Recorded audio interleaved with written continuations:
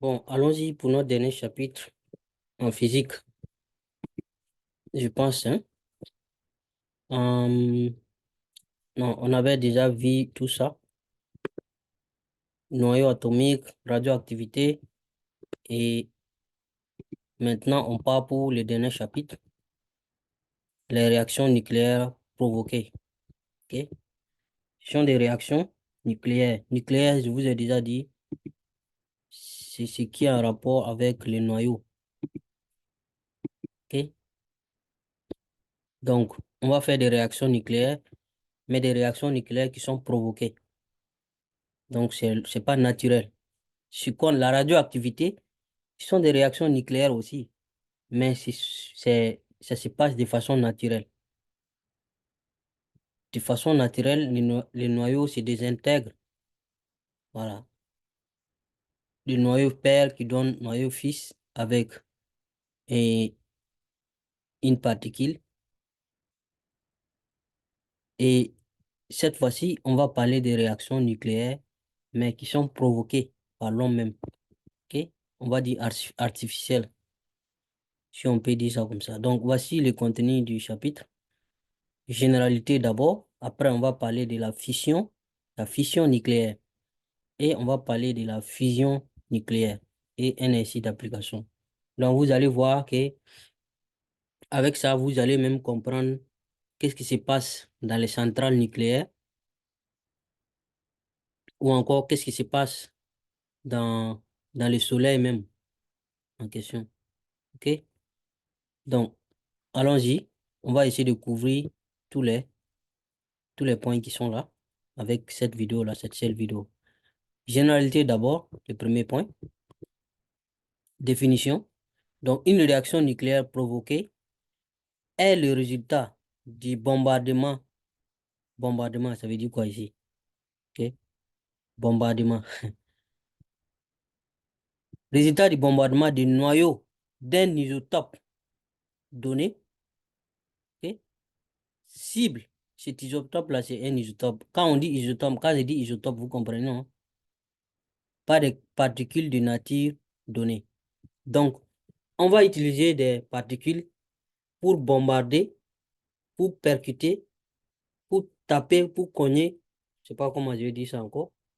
D'autres, des noyaux d'un isotope donné. OK? Vous avez vu carbone, quand on dit isotope, on avait défini isotope et je pense que dans le chapitre et, combien, 11 non? Quand on a parlé des noyaux atomiques, là. Voilà. On a parlé des isotopes là-bas. OK? Donc, un même élément peut avoir plusieurs isotopes. Donc, ces isotopes-là, qu'on va prendre, bombarder pour que ça se disperse ou pour que ça donne en tout cas autre chose. OK? Donc, toute réaction nucléaire provoquée peut se mettre sous forme suivante. Voici ce qu'on a. Donc, au début, on a un X, petit x ici, et puis un grand X ici. Et ça donne petit x, petit Y, et puis grand Y. Donc, on va voir tout de suite qu'est-ce que les petits X là, c'est quoi, ça peut représenter. Les grands X, ça peut représenter quoi. Ainsi de suite, les Y, les petits Y, et puis les grands Y. Qu'est-ce que ça peut représenter en réalité? Donc, le petit x là est la particule incidente ou projectile. Donc, on vous a dit dans la définition, les réactions nucléaires provoquées là, c'est le résultat du bombardement. Il y a un noyau isotope qui sera bombardé. Et cette fois, ce noyau ici, c'est le grand X ici. Ok? Le noyau cible, noyau bombardé. Maintenant, la particule qui vient bombarder le noyau qui a été bombardé là, c'est ça qu'on appelle ici particule incidente ou projectile. Projectile, c'est comme les balles d'un fusil. OK? Donc, ça, c'est le petit x. Donc, c'est comme si on a un noyau ici, un isotope, puis on utilise des particules pour venir, pour lancer. on utilise des projectiles pour bombarder ce grand X-là. OK? Donc, après le bombardement, le résultat qu'on obtient, on obtient un petit Y et un grand Y. Le petit Y là, c'est la particule qui a été produite. OK? Donc, la moitié qui s'est séparée du grand noyau là, c'est ça qui est le petit Y. Le grand Y, c'est le noyau résiduel ou noyau de recul. Donc, c'est comme si vous tapez un noyau et puis une particule, une partie de ce noyau-là se détache. C'est ça qui est le petit Y là. Et maintenant, le noyau qui va rester, c'est comme, lui là, il représente comme le noyau fixe de ce qu'on a vu dans le chapitre précédent. Si on peut considérer ça comme ça. Ça, c'est comme le noyau père. Là, c'est comme le noyau fils. Et ça, c'est la particule qui a été fournie. Sauf que précédemment, dans la radioactivité, là, on n'avait pas provoqué ça. Il n'y avait pas les projectiles, il n'y avait pas les trucs. OK? Si vous prenez seulement à partir de là, vous coupez ici X, Y et puis grand Y. C'est à peu près la radioactivité. Le grand X, c'est un exemple, hein, je répète. On va prendre ça comme chose parce que les définitions sont là et claires. Ça va être comme un noyau père. Là, on a le noyau fils et là, on a la particule qui a été produite. Donc, si c'est radioactivité alpha, ça va être une particule d'hélium. OK? Bon, la position, vous allez voir que là-bas, on avait mis le noyau, la particule là ici, et puis le noyau fils de ce côté. Bon, c'est pas un problème. Donc, c'est à peu près ça. Sauf que ici, la différence ici est que on a utilisé ça, là, ces projectiles-là, pour taper, pour bombarder les noyaux perles, pour qu'ils puissent donner, c'est pas venu naturellement, pour qu'ils puissent donner une particule et un autre noyau. Donc, le noyau qui est là, on appelle ça noyau résiduel. Là, c'est la particule toujours. On va dire ça, particule qui est produite. Là, c'est le noyau père, le noyau initial. Donc, on va dire noyau cible ici. Noyau qui a été bombardé. Et là, ce sont les bombes, si on veut. Ce sont les projectiles. OK? Particules incidentes.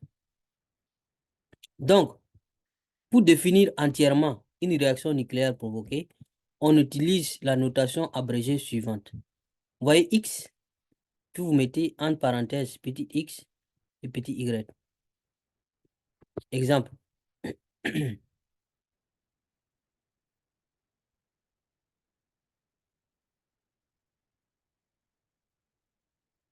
Donc, le X là, vous voyez le petit X là, le grand X, ça, c'est le noyau, c'est la cible. OK? C'est la cible qui est le grand X. Le petit X, ce sont les projectiles. Le noyau qui est projectile. La particule incidente ou particule ou projectile. Le Y, c'est la particule qui a été produite. On n'a pas besoin du noyau résiduel parce que si on a la particule produite, on peut, par la loi de conservation, on peut trouver et le noyau résiduel là facilement. Donc ça, ces trois-là sont assez, c'est suffisant pour dire, pour décrire la réaction nucléaire provoquée. Donc désormais, si vous voyez ça, vous comprenez ce que ça veut dire. Ici, par exemple, c'est comme si on a pris une particule d'hélium. Ok? Ça, c'est particule incidente. C'est ça, on va bombarder. On va utiliser pour bombarder. C'est ça le projectile, là. C'est ça. OK? Et voici N14, l'azote 14.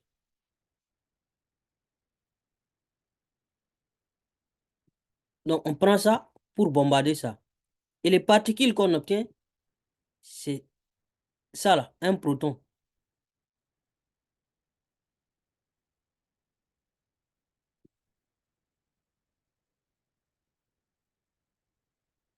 OK? Et ici là, on obtient notre particule, notre noyau résiduel. OK? Donc, on peut résumer ça en comme ça. L'azote là, qui a été bombardé avec les particules alpha, cette particule alpha là.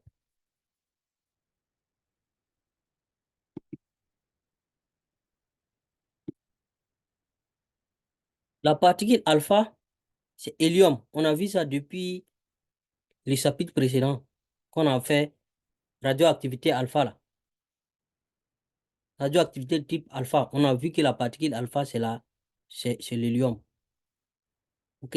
Si on vous dit particule bêta moins, c'est électron. Donc vous devez savoir que ça là. Voilà. Et ça donne la particule qui a été et, produite là, c'est le proton, P comme ça. Donc, si, si vous avez ces trois, mais inutile de dire que ce que vous allez obtenir, c'est ça, parce que ça va se compenser. Ou bien, si vous faites 1 plus 8 ici, vous allez voir que ça fait 9. 2 plus 7 ici, ça fait combien? Ça fait 9 aussi. Si vous faites ici 4 plus 14, ça fait combien? 18. Si vous faites 1 plus 17, ça fait combien? 18. OK? Donc, ce qui fait que si vous avez ces trois-là, si vous avez ces trois qui sont là, vous pouvez retrouver celui-là facilement. Parce que pour avoir ça, vous avez juste besoin de faire ça, celui-là moins ça et moins ça. Ou bien vous faites ça plus ça, pardon, moins ça. Donc 14 plus 4, ça fait 18. 18 moins 1, ça fait 17. Je mets 17 ici. OK? 2 plus 7, ça fait 9. 9 moins 1, ça fait 8. Je mets 8 ici. Quel est l'élément chimique qui a pour numéro atomique 8? C'est l'oxygène. Donc, on sait que c'est O qui sera la force. Donc, voici pourquoi. Seuls les trois là, ça peut suffire. Le noyau qui sera bombardé là, la cible, les particules qui vont servir pour bombarder, c'est-à-dire les particules, les projectiles, et la particule qui sera produite. OK? Donc, ici, le noyau qui sera bombardé, la cible, c'est l'azote 7 ici. OK? Les particules qui seront utilisées pour bombarder, c'est les particules alpha.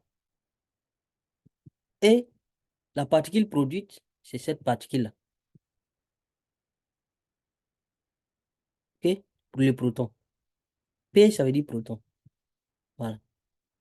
Donc, on a besoin juste de ces trois-là pour résumer, quoi, pour noter. Donc, si vous voyez ça quelque part, c'est la notation. Vous devez savoir que c'est cette équation-là. OK? Le noyau résiduel, là, peut être éventuellement dans un état excité et émettre des photons. Ce noyau qui est là, là, ici, là. C'est comme ce qu'on a vu dans la radioactivité. On a vu que les noyaux fissent après la radioactivité, le noyau fils peut être dans un état excité. Il faut qu'il désexiste. En désexistant, comment on appelle ça? Déexcitant, il émet des rayonnements, ok, des photons. Ok, on progresse, hein. Bilan énergétique, soit la réaction nucléaire provoquée suivante. Donc, vous connaissez maintenant quand je fais ça. Cible, projectile, particule produite, particule résiduelle. Donc, la cible est généralement fixe, ne bouge pas. OK? Dans les systèmes du laboratoire, c'est comme un repère. Donc, le bilan énergétique Q représente la variation d'énergie cinétique du système. Ok? Q, donc énergie cinétique du, de la particule qui a été produite, énergie cinétique du noyau de la cible, bon, comme on a dit qu'il est fixe en même temps, et l'énergie cinétique des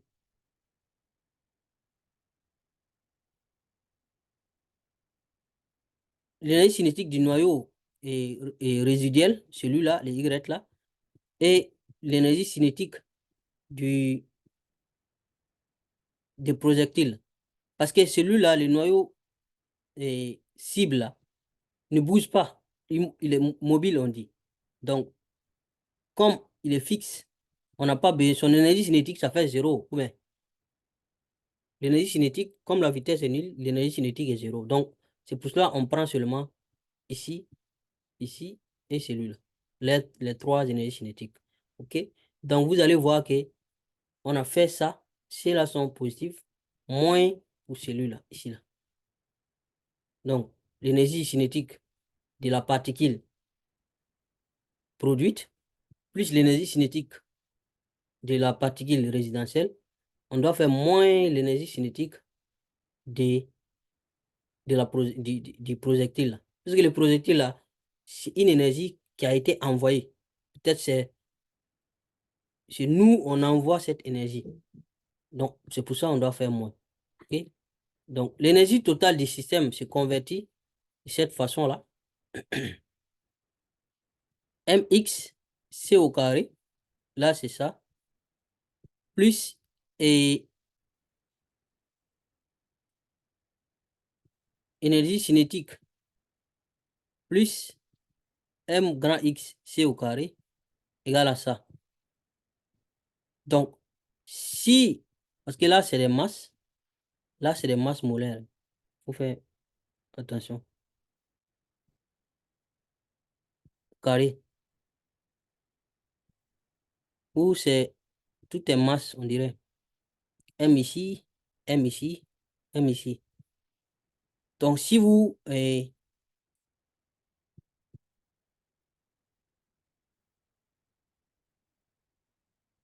factorisez tout, ici là par C au carré, là on aura ça. Parce qu'il y a C au carré ici, il y a C au carré ici. Ok? Les mx, cx, m du grand X, C carré.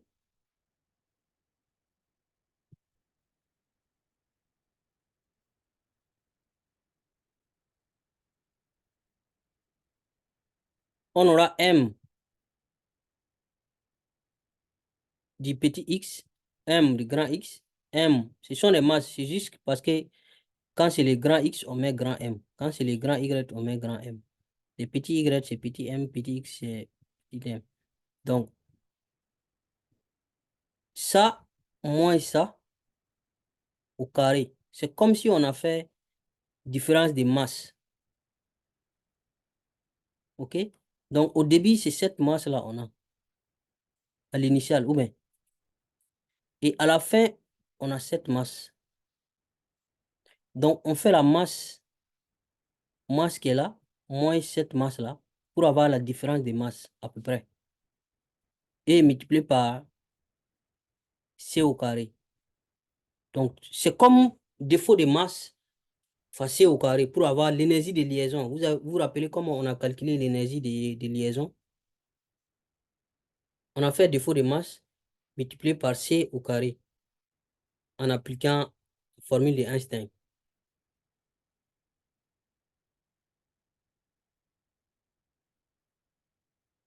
C'est à peu près la même chose ici. OK?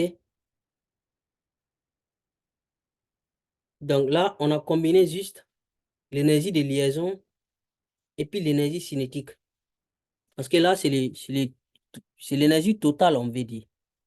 Ok, l'énergie totale. Là, c'est l'énergie, bilan énergie, c'est l'énergie, comment dire,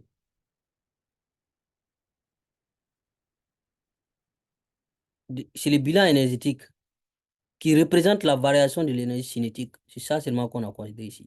Et si on considère l'énergie totale, vous allez voir ça là.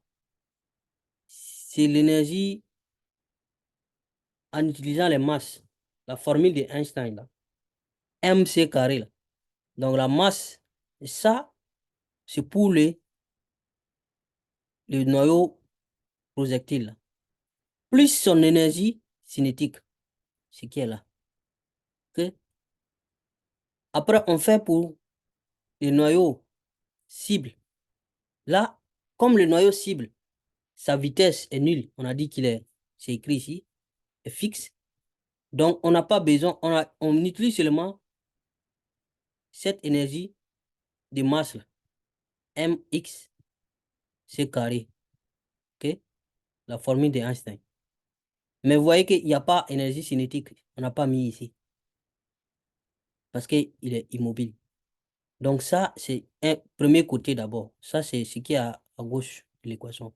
Maintenant, ce qui est à droite, ça sera pour la particule qui a été produite. Là, il faut deux, ok? Parce qu'elle, elle a une énergie cinétique. Et la particule résiduelle, résultante, là, il y a deux aussi. Et mc carré plus l'énergie cinétique. C'est ça, on a réarrangé ici. Ok. On a juste regroupé tout ce qui est énergie cinétique d'un côté et tout ce qui est énergie de masse là, de ce côté. Voilà. Donc, ça, c'est l'énergie totale du système. On remet ça ici, c'est la même chose, hein. L'énergie totale du système, c'est ce qui est là. Vu du milieu extérieur, on distingue trois cas. Si Q est positif, ce Q là, ok, est positif, la réaction est exo-énergétique. C'est-à-dire la réaction va libérer de l'énergie. Si, si cette quantité d'énergie-là, si ça c'est positif, ok, ça veut dire tout simplement que mx et ça sont supérieurs à ça. Leur énergie est supérieure à cette énergie. Donc, pour dire que l'énergie du système qui était là, bah, si c'est positif, il faudra que ce qui est là soit positif. C au carré, c'est positif. Ok? Les M, ça et ça. L'énergie de C là est supérieure à C là. Maintenant, si c'est nul, les noyaux de l'état final et de l'état initial sont identiques. Il n'y a pas de différence. Ça veut dire que rien ne s'est passé. Ce qui était là, ce qui est à gauche, c'est ça qui se retrouve à droite. Il n'y a rien qui s'est passé. C'est un phénomène de diffusion. Ok? Diffusion. Si Q est négatif maintenant, la réaction est endo-énergétique. C'est-à-dire la réaction va absorber de l'énergie. La réaction nécessite de l'énergie pour se dérouler. Il faut forcément de l'énergie d'abord. Donc cette réaction ne se produit que si la particule incidente possède une énergie cinétique supérieure à un certain seuil. Donc en ce moment, il faut que la particule là, qui est là, vient avec une vitesse euh, bien déterminée pour pouvoir faire la réaction. Sinon, la réaction ne va pas se passer. On va parler de la fission. Ok. Là, on nous a donné la définition des réactions nucléaires provoquées. Donc, il faut bombarder des noyaux. Ok. Mais maintenant, on va parler des différents types. Comment ça se passe exactement? Quelle est la différence? C'est comme précédemment, on a défini d'abord la radioactivité avant de montrer les différents types de radioactivité. Là, la fission et la fusion, là, vous allez voir aussi, c'est comme les différents types de réactions nucléaires provoquées. Ok. Donc, on commence par la fission. Présentation. La fission nucléaire est le phénomène par lequel un noyau atomique lourd est scindé en D ou plusieurs nucléoïdes plus légers. Est-ce que vous comprenez? C'est comme si vous avez au départ un noyau qui est lourd. On a expliqué noyau lourd là, qu'est-ce que ça veut dire? Ça veut dire que le nombre de masses, les A est élevé, par exemple. Les A est élevé. Donc, il faut bombarder ce noyau-là pour pouvoir scinder ça en D ou en plusieurs morceaux pour faire plus léger. Ok? C'est ça qu'on appelle la fusion nucléaire. Donc, ce type de réaction-là est généralement amorcé par un neutron lent ou neutron thermique. Ok? Donc, parce qu'on vous a dit, il faut bombarder, non? Il faut bombarder, il faut taper les noyaux là, non? Donc, le neutron lent ou thermalisé là est un neutron qui a été ralenti. Série de chocs. Série de chocs pour ralentir la vitesse, pour lui offrir plus de chances d'interagir avec le noyau lourd. Ok? On va voir un exemple. Donc, voici un exemple. Un neutron ici. Neutron, vous connaissez neutron, non? Parce que dans le noyau, on a dit qu'il y a il y a des neutrons qui sont neutres et il y a des protons. Ou bien,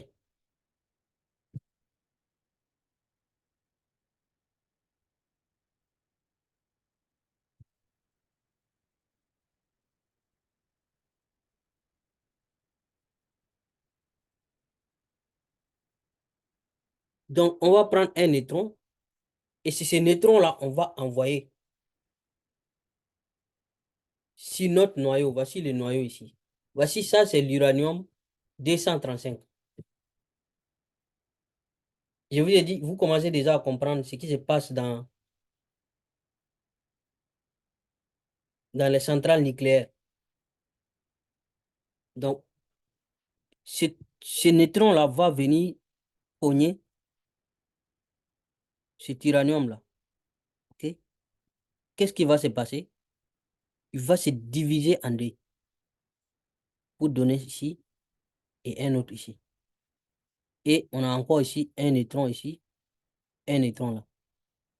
Est-ce que vous voyez? Donc, regardez ici. C'est comme un 139. Et puis ici, c'est comme un 80, 95. C'est ça? Donc, si vous faites les 139 là, plus les 95 là, qu'est-ce que vous allez obtenir?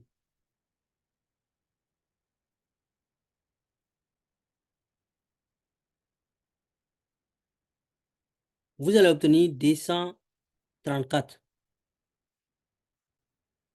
Vous allez obtenir 234. Donc, si vous considérez qu'il y a un neutron qui est parti, il y a un neutron. Vous voyez, le neutron qui était là, peut-être il y a un d'entre eux, c'est celui qui est là. OK?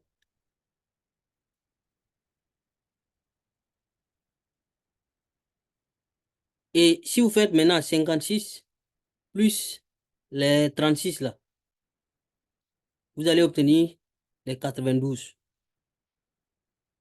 Je ne sais pas si on se comprend.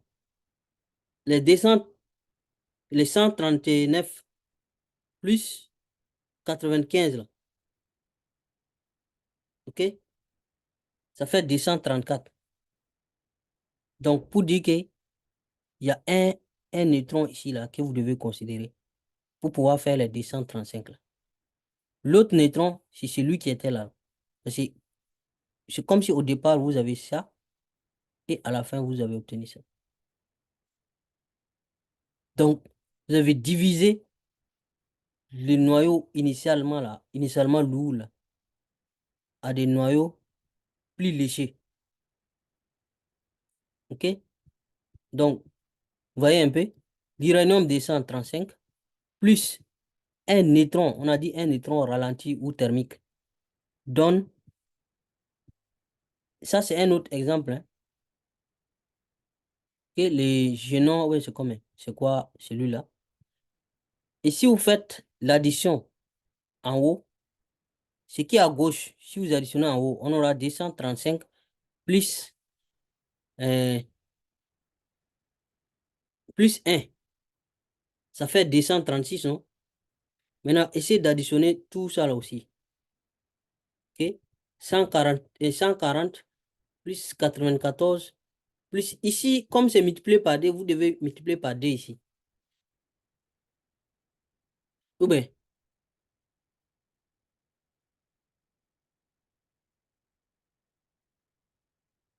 vous devez multiplier par 2.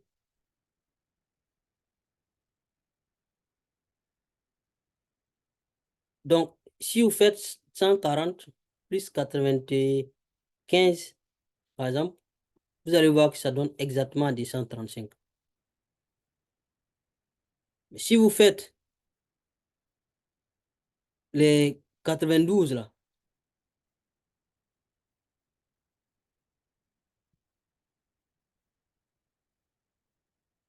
92 plus 0, ça fait toujours 92. Ou bien,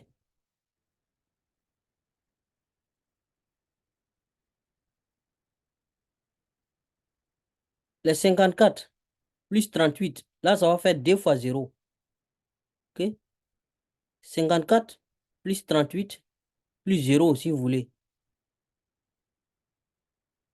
Vous allez voir que ça va faire les 92 là. OK?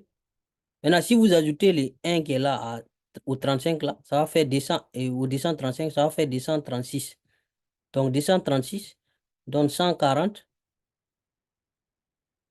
236 à gauche. Maintenant, si vous prenez les 140 plus les 94, plus D ici, en ce moment, parce qu'il y a D ici, le D là multiplie les 1 qui est là et multiplie les 0 qui est là. OK? Donc, ça va faire 200, 235 plus 1, ça va faire 236 aussi. Donc 240 plus 94 plus 2, ça va faire 236. OK? L'uranium 235 donne, et plus un neutron. En réalité, c'est le neutron là qui va bombarder l'uranium qui est là, avec une vitesse lente. OK? Donne du génon. Je pense que ça, c'est du génon, hein. 140. Et puis, c'est quoi? Ça, c'est strontium, ou bien, strontium. 900 et strontium 94.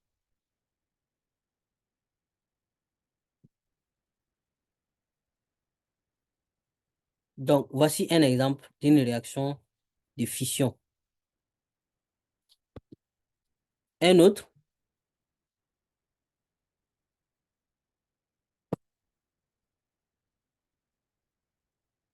un autre exemple, une autre équation. Donc, on a ici le même uranium là.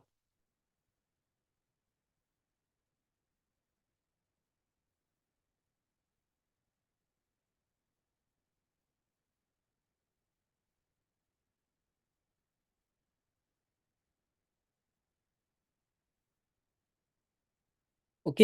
Si vous additionnez ici aussi, vous allez voir 235 plus 1 fait 236.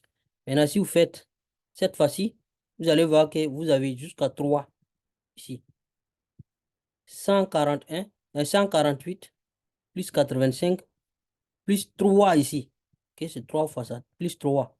Vous allez voir que ça va faire les 236 là. Même chose ici. 92 plus 0, ça fait 92. Donc, si vous faites 57 plus 35 plus 0, ça va faire les 92 là. OK? Donc, retenez seulement que c'est un neutron plus un autre atome. Et ça va produire deux autres atomes plus souvent deux neutrons, encore trois neutrons.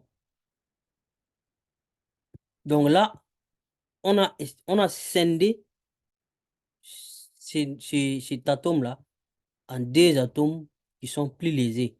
Le A là est plus léger que ce A qui est là. Donc, réaction en chaîne. C'est quoi réaction en chaîne?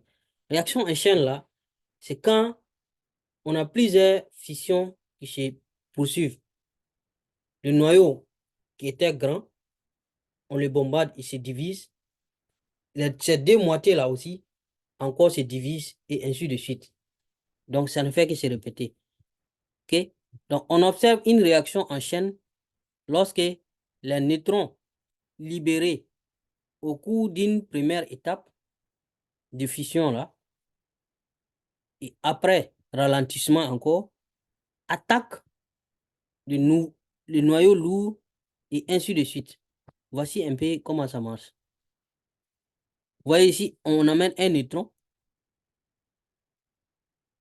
ça attaque chez noyau là, uranium, noyau d'uranium, qui est lourd, ça se divise, ok? Ça fait des nouveaux noyaux qui sont produits par la fission là, avec des neutrons, ok? Après ça, la chaîne continue. Ce neutron là vient encore taper comme ça un autre noyau. Après ralentissement, ça fait la même chose encore, ainsi de suite.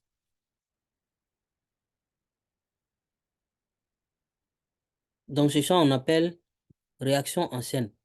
Lorsque les neutrons libérés, vous voyez les neutrons là qui sont libérés ici, au cours d'une première étape de fission, donc quand il y a eu fission ici, les deux neutrons qui sont sortis des résultats de cette fission-là, après ralentissement, ils attaquent encore un autre noyau. Chacun attaque un autre noyau lourd. OK? Là, ici, il y aura deux encore. Et là, il y aura deux. Là, ils sont jusqu'à quatre. Ils vont attaquer encore, ainsi de suite. C'est ça qu'on appelle réaction en chaîne. Nucléoïde fissile et nucléoïde fertile.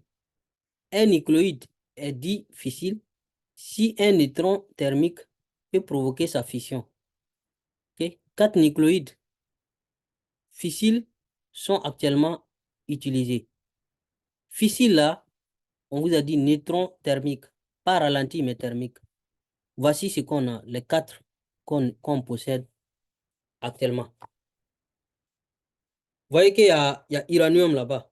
Mais uranium là, il y a jusqu'à des isotopes. OK? Il y a jusqu'à des isotopes. L'uranium 235 et puis l'uranium 233. Après, il y a plutonium 239 et plutonium 241.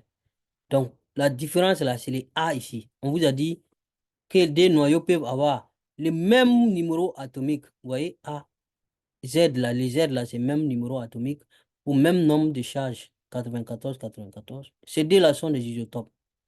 Par contre, le nombre de masses là est différent. Cette différence là est causée par le nombre de neutrons présents dans le noyau.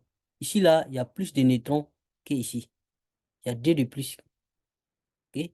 Donc, l'uranium et plutonium, 235, 233 et 239, 241 respectivement. Ces-là sont des noyaux, des nucléoïdes fissiles. Et nucléoïdes fissiles, on vous a dit que c'est quand on peut provoquer la fission de ces noyaux-là en utilisant un noyau, un neutron thermique. Parmi ces nucléoïdes-là, seul celui-là, l'uranium 235 là, est naturel. Donc, c'est cet uranium-là que vous voyez les mines d'uranium, l'exploitation d'uranium, on parle à chaque fois. Et puis, c'est ça qu'on utilise dans, comment on appelle, dans les centrales nucléaires. Par contre, lui, là, le 235, là, qui est naturel, là, il représente 0,71% de l'uranium. OK? Il reste, le reste ne contient pratiquement que l'isotope 238, c'est-à-dire l'uranium 238. C'est lui qui est plus nombreux, quoi. Cet isotope-là qui est plus nombreux. Jusqu'à 200, combien?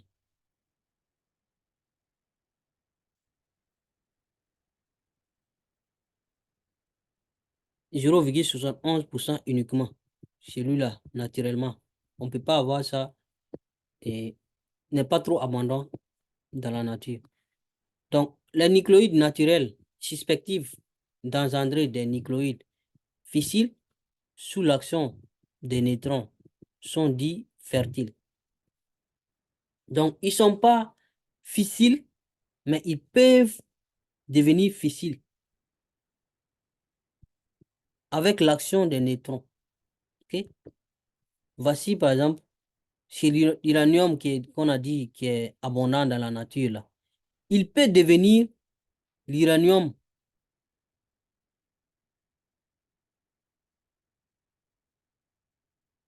l'uranium fissile, là, mais en réagissant avec le neutron. Donc, on a cet uranium 238 ici, plus un neutron, qui donne l'uranium 239. Après, l'uranium 239, là, c'est le même qui est là, va donner ici 239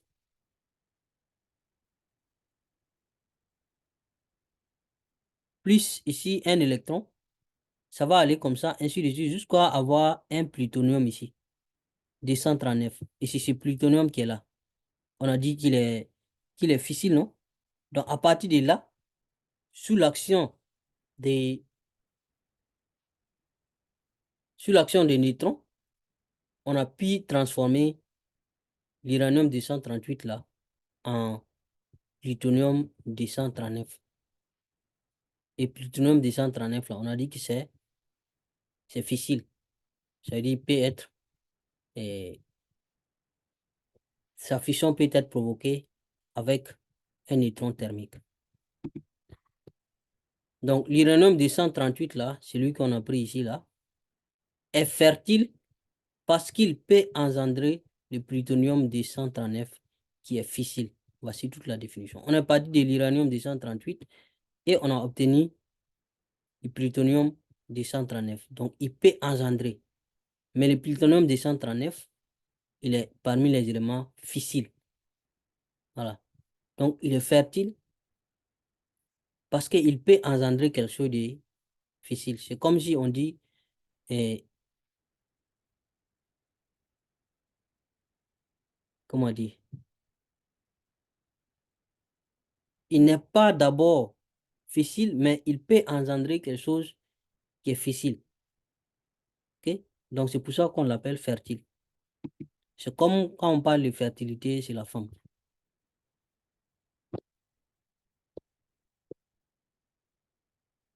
L'énergie libérée. L'énergie Q libérée lors d'une réaction nucléaire provoquée peut s'exprimer en fonction de la perte de masse de la réaction. Donc, Q là, état initial moins état final. C'est comme différence de masse là. Ok? Comme différence de masse, vous faites ici énergie de masse multipliée par C carré. Donc, c'est comme si vous développez ça, système initial multiplié, la masse du système initial multiplié par C au carré, moins la masse du système initial multiplié par C au carré. Vous obtenez l'énergie de liaison finale, ici, moins l'énergie de liaison initiale. Donc, c'est ça, l'énergie de liaison. Vous vous rappelez l'énergie de liaison, non?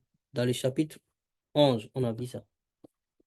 Voilà. Donc, l'énergie de liaison finale moins l'énergie de liaison initiale pour avoir l'énergie qui est libérée.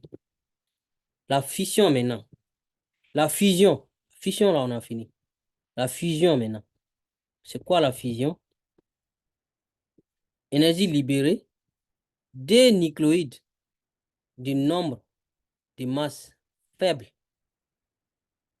peuvent, lors d'un choc, fusionner et donner un nouveau nucléide de nombre de masses plus élevé. c'est la fission nucléaire ou thermonucléaire. Donc là, c'est comme si la fission, là, c'est l'opposé de la fusion. Et la fusion, là, c'est l'opposé de la fission. La fusion, les deux noyaux qui sont lésés, qui fusionnent, qui s'attrapent pour donner un noyau qui est plus lourd. OK? Donc, c'est comme si on a ça, par exemple, H plus HD ici, HD ici, qui donne H3 ici, plus celui-là. Donc, on a obtenu un H3 ici, qui est plus lourd. OK? Donc, les deux là, ils étaient lésés, mais ils se sont associés pour donner quelque chose de plus lourd, avec une particule, bien sûr. Donc, la réaction nucléaire de fission est très exo-énergétique. Elle libère l'énergie, elle libère beaucoup d'énergie. L'énergie libérée par la fusion peut s'exprimer en fonction de la perte de masse de la réaction ou en fonction de l'énergie de liaison des noyaux initial et du noyau formé. C'est comme précédemment, l'énergie qu'on a donné précédemment. Vous voyez? Là, on a ça et ça qui se réunissent pour donner ça avec un neutron. Regardez l'énergie qui est fournie. Donc, c'est comme si on a un HD, hydrogène 3, hydrogène 2, qui va aller nous donner hélium. Vous voyez? 4 ici. Et ça fournit 3,5 méga électron-volts. Les neutrons là, ça c'est neutron.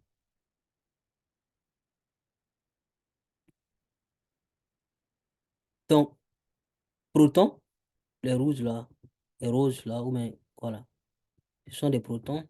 C'est là, les boules argentées, ce sont des neutrons. L'énergie qui sera fournie, l'énergie là est très élevée. OK? Donc, si vous faites le bilan énergétique, on vous dit, ça vous prenez, ça c'est l'énergie en utilisant les masses, le C au carré là, MC carré, pour celui-là d'abord, OK? Après, le H3, celui-là, moins, donc ça c'est initial, OK? Ça c'est initialement, moins donc la finale, l'énergie finale, les masses du produit. Donc pour l'hélium, moins pour le neutron. Donc, si vous multipliez par C au carré, vous développez le C au carré dedans, vous allez voir que ça fait énergie de liaison de, de celui-là.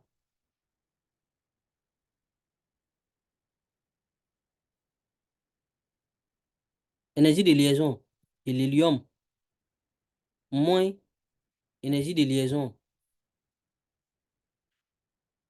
de celui-là, HD là, moins énergie de liaison pour le H3. Voici ce qu'on a.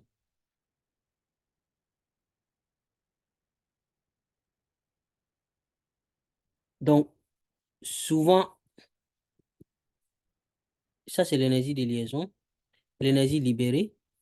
Pour réaliser de telles réactions, la température du réacteur doit être de l'ordre du million de degrés. Vous voyez comment c'est élevé. La température est très, très, très élevée. Ces conditions de température-là sont réunies dans les étoiles. OK? Les étoiles, le soleil, c'est une étoile, non? Donc, c'est pour cela que dans le soleil, là, c'est la fusion qui se passe. La température est élevée, on vous dit du million de degrés Celsius. Donc, c'est comme si on ne peut pas faire ça sur la Terre. Sur la Terre, quoi. Les conditions ne sont pas facilement réalisables. OK, on va voir un ainsi d'application.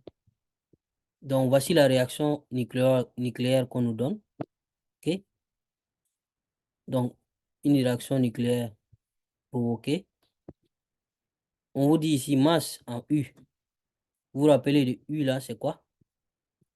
On a donné la masse de chacun de ces noyaux là. OK? Chacun a sa masse. Lui, sa masse ici. OK? C'est la même chose qui est là, donc on n'a pas besoin de répéter ça, les neutrons là. OK? Lui, voici sa masse. Ici, lui là, voici sa masse. Et celui-là, voici sa masse. OK? Donc, Y là, c'est juste un coefficient qu'on n'a pas déterminé d'abord.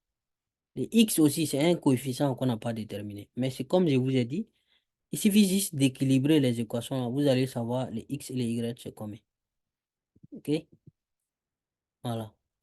Donc, on dit de déterminer X et Y. Donc, c'est ce qu'il disait. Calculer l'énergie libérée par cette réaction. Donc, l'énergie libérée aussi fait l'énergie de liaison, puisqu'on nous a donné les masses ici. On utilise l'énergie de liaison et puis on aura ça. Donc, les lois de conservation des charges, on a besoin de faire ça. 235 plus 1 et plus 142. Non, 235 plus 1, ça fait 236. OK, on laisse ça de côté. Ça doit être à droite là aussi, on doit avoir le même nombre, 236. OK, 142, donc plus 91, plus x fois 1. Donc plus x alors. OK, plus y fois 0. Et puis vous additionnez. Vous allez pouvoir tirer les x. C'est facile, non? Là en bas, 92 plus 0, ça fait 92. Donc ça, c'est ce qui est à gauche. Ce qui est à droite, vous devez faire 58 plus 40 plus x fois 0. Ça fait 0. Moins y fois 1. Comme c'est moins 1 là, on est obligé de faire moins y. Cette équation va vous donner donc des y. Vous voyez? Donc, on fait ce qui est à gauche est égal à ce qui est à droite. Donc, 235 plus 1. Ça, c'est là, 235 plus 1. Et là, 142, 142, plus 91, plus x fois 1. Parce que ici, c'est 1. C'est pour cela qu'on a mis x tout simplement. Si c'était 3, on allait mettre x fois 3. Hein. Faire attention. Mais ici, comme c'est 0 là, y fois 0, ça fait 0. On n'a pas besoin de l'ajouter. Donc, cette équation va vous permettre d'avoir les x. OK? Vous faites pareil pour en bas, pour les numéros atomiques. 92 plus 0, ça fait 92. 58 plus 40 plus x fois 0, ça fait 0. Y maintenant moins 1. Y fois moins 1, ça fait moins y. Donc, cette équation va vous donner les y. OK? Donc, la masse maintenant. Donc, en appliquant la formule, on peut avoir la masse est multipliée par C. C, normalement, vous devez connaître.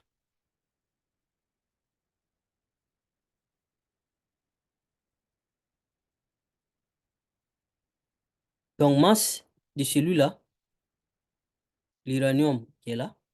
Maintenant, si vous voulez, vous voyez que N qui est là, il y en a comme ici. On a trouvé X, non? X, ça fait 3, non?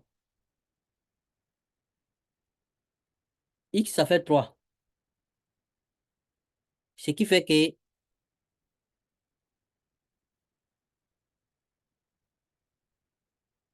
ici, là, si vous voyez le coefficient ici, ça fait 2.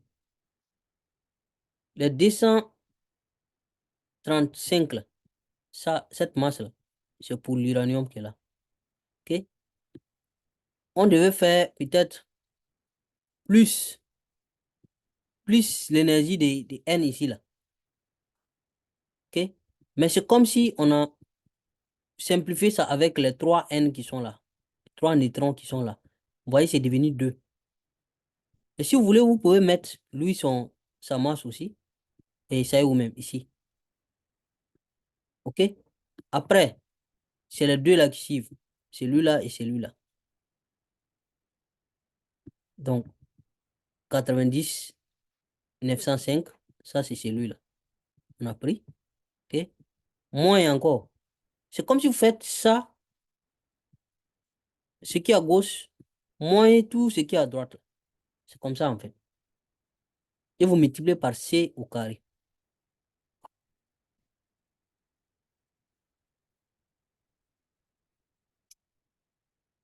Donc, lui, moins et plus ça, moins ça, moins ça, moins ça, moins ça. La masse, les masses sont là. C'est vraiment très simple. Donc, si vous faites, vous allez avoir ce résultat-là. Et là, on a utilisé méga électron-volt comme unité.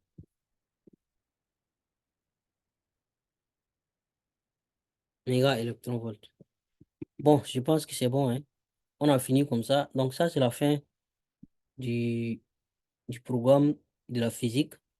Donc, j'espère seulement que vous êtes en train de faire actuellement les anciens sujets d'examen. C'est ça qui peut vous sauver, peut vous aider vraiment à réussir votre examen de fin d'année.